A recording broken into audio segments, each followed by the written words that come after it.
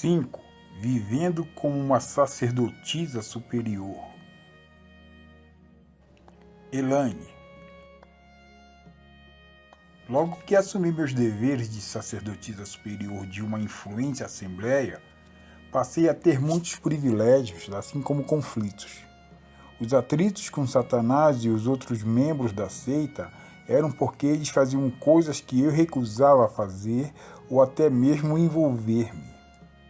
Minha maior responsabilidade era trabalhar com o sacerdote superior da organização para planejarmos as reuniões mensais. Essas reuniões aconteciam 2 vezes por mês e em extremo sigilo. O sacerdote e eu nos encontrávamos com as 13 bruxas e os 13 feiticeiros da Assembleia e assentávamos formando um conselho.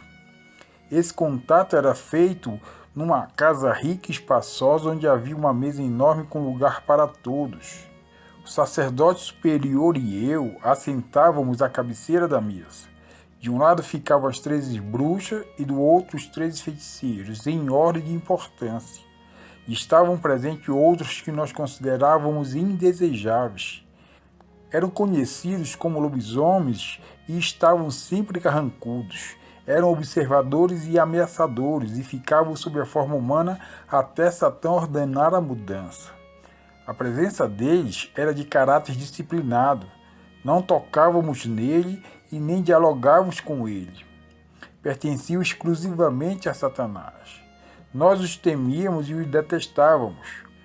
Ora exerciam a função de guardas, ora a de disciplinadores usados pelo diabo e seus anjos com o propósito de correção para a obediência às ordens dadas. O conselho planejava os encontros e se encarregava dos negócios da Assembleia. As ordens eram dadas diretamente por Satã ao sacerdote e à sacerdotisa ou através dos demônios neles. Sempre planejávamos dramáticos e excitantes encontros sem deixar de certificar de que teríamos álcool e drogas. Eu não usava drogas ou bebidas. Elas eram levadas à reunião por membros da seita envolvidas com o vício.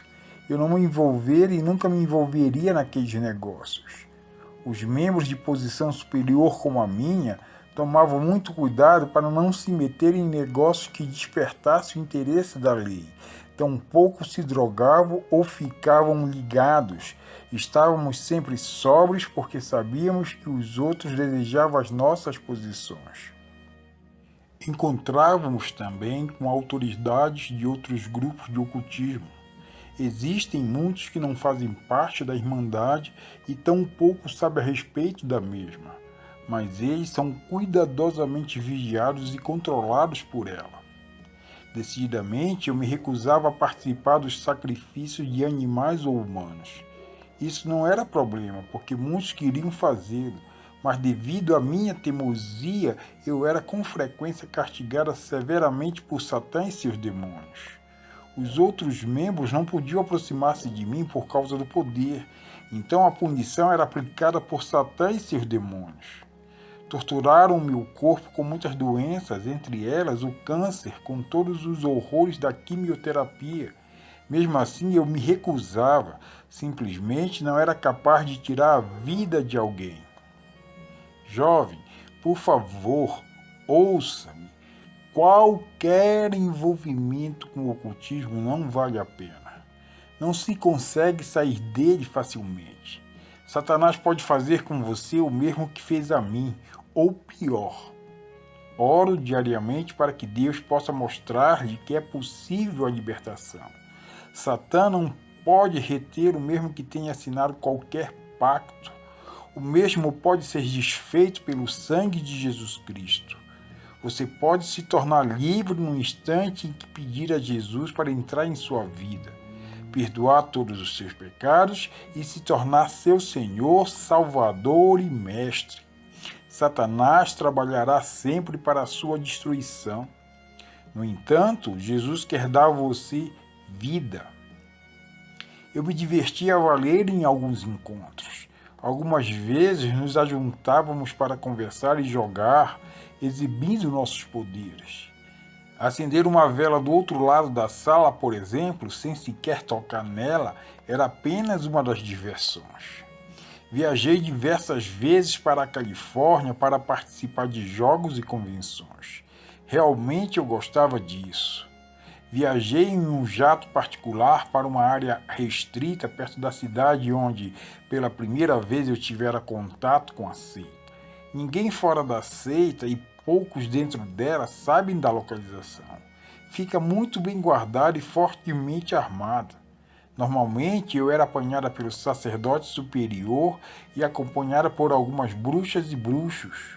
Foi um grande encontro. O propósito era o de trocarmos ideias e competirmos para ver quem era o mais forte. Eu me sobressaí tanto nessas competições que ocupei a posição de noiva regional de Satã no Conselho Regional. E finalmente o título máximo de noiva de Satã por todos os Estados Unidos. A estadia era semanal e as conferências aconteciam sempre antes do Black Sabbath, reunião de bruxos e bruxas no sábado à meia-noite presidida por Satanás e celebrado no final da semana da Páscoa. Eu sempre achava uma desculpa para retornar para casa antes dessa celebração. Fomos a um lugar muito especial que fica nas montanhas da Califórnia, fora de Los Angeles. Lá existe uma mansão construída especificamente para a seita.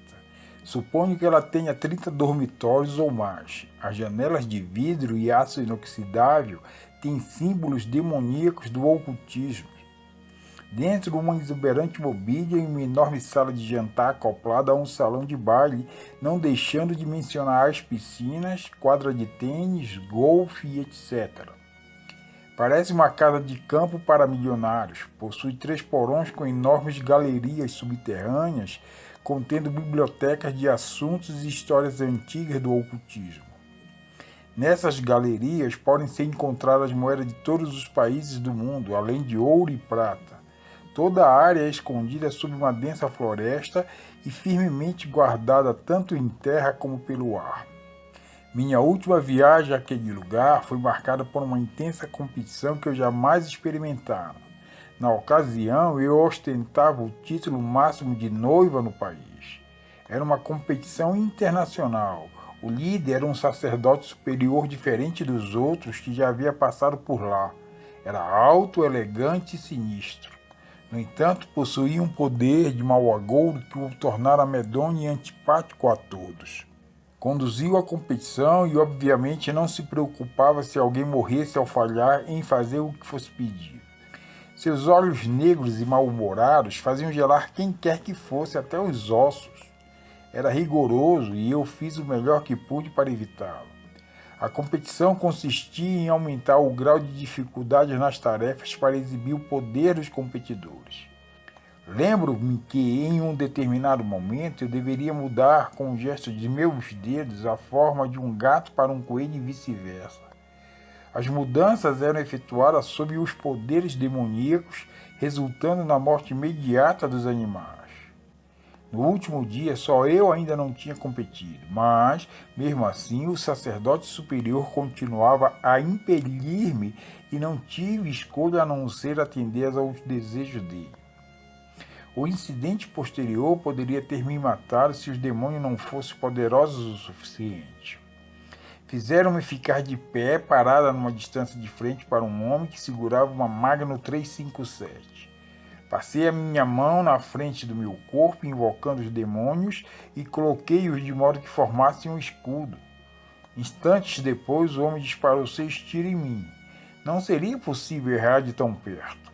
No entanto, o escudo formado pelos demônios era tão forte que nem é preciso dizer que as balas caíram no chão a meus pés. Fui aclamada e honrada por vencer a competição. Colocaram-me uma coroa de ouro na cabeça e meus companheiros na seita se inclinaram e me prestaram homenagens. Fui tratada igual uma rainha pelo restante da estadia.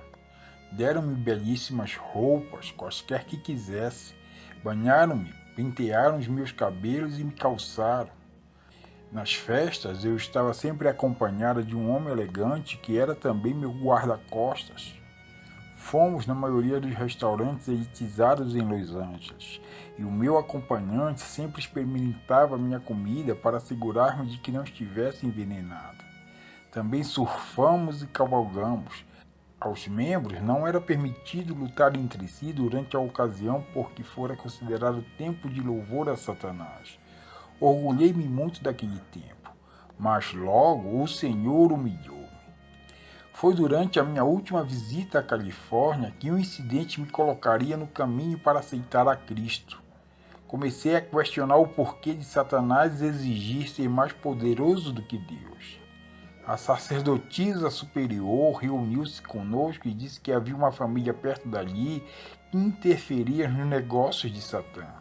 Eles converteram muitos satanistas ao inimigo, Jesus Cristo, usando-os como um incômodo. Satã ordenara que todos fossem mortos. A sacerdotisa disse que iríamos todos juntos em nossos corpos espirituais, projeção astral, e os mataríamos. Então, assentamos como em um círculo em frente a nossas velas e conscientemente elevamos nossos corpos espirituais em direção àquela família na intenção de matá-la. Na verdade, eu não me entusiasmara a respeito, mas não tive escolha. Se desobedecesse, seria morta. Para nossa surpresa, ao aproximarmos das redondezas da propriedade daquela família, não conseguimos entrar. Toda a área estava cercada por anjos enormes. Estavam lado a lado de mãos dadas. As roupas eram brancas e os ombros tocavam uns dos outros. Não estavam armados. Mesmo assim, nenhum de nós conseguiu passar.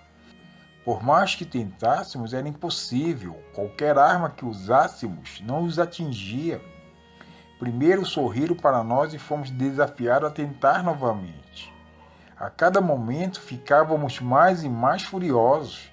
De repente, as fisionomias deles se transformaram e os olhares que recebemos nos fizeram recuar e cair no chão. Devo admitir, foi uma experiência bastante humilhante. Nunca esquecerei. Quando caí ao chão, olhando para eles, vi que um voltou-se para mim e disse em uma voz amável: "Você não vai aceitar Jesus como seu Salvador? Se continuar no caminho que está, será destruída. Satanás odeia você, mas Jesus a ama tanto que morreu por você. Por favor, pense em entregar sua vida a Jesus." Era o fim da batalha para mim. Recusei-me a tentar mais. Estava abalada. As outras tentaram de novo, mas nada aconteceu. Acredito que a família jamais soube daquela batalha fora da casa. Ela estava completamente protegida. Chamamos essas espécies de anjos zelos. Nada, absolutamente nada, pode passar por eles. Intimamente estava grato por não conseguir fazê-lo e ter muito o que pensar. Ainda se passariam 2 anos, apesar da experiência, até eu aceitar ao Senhor Jesus. Ansiava mais e mais pelo poder, recusando-me a enfrentar o fato de que ele estava me destruindo e conduzindo a minha alma ao inferno eterno.